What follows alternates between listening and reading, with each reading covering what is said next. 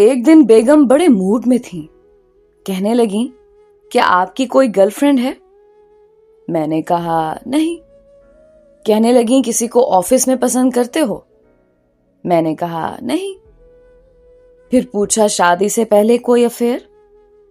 मैंने कहा नहीं। कहने लगी, इतना अच्छे लिखते बोलते हैं, दिखने में भी ठीक ठाक हैं, ये कैसे हो सकता है? मैंने कहा कि लड़कियां पैसा चाहती हैं और वो मैं किसी गैर पे खर्चना नहीं चाहता था, इसलिए किसी से दोस्ती नहीं की।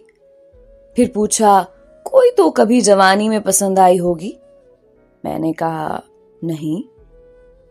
मुंह बनाकर बोली, इसका मतलब कि मैं ही पहली हूं जो आप जैसे को पसंद करती हूं। कोई फिल्मी एक्टर तो पसंद होगी? मैंने कहा नहीं। हाँ, अलबत्ता बचपन में डिंटॉनिक की मशहूरी में एक लड़की आती थी, वो मुझे अच्छी लगती थी। मैं उस वक्त 6-7 साल का था, लेकिन फिर वो कभी टीवी पे नजर नहीं आई। उसके बाद बेगम का पारा चढ़ गया और बोली कि 35 साल पुरानी लड़की नहीं भूली, अब भी दिमाग में है वो चुड़ैल।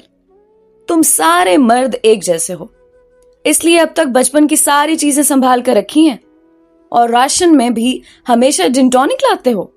सुबह शाम बच्चों को दांत साफ करने का कहते हो, उस कल मोई की याद ताजा करते रहते हो और अक्सर सोचों में गुम रहते हो।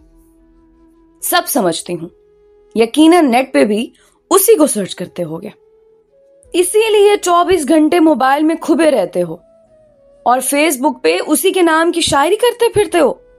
मुझे पहले ही शक था कि हो ना हो कोई पुरानी आशिकी पाल रखी है।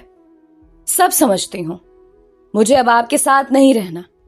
और ये कहकर डिंटॉनिक उठाकर बाहर फेंक दिया।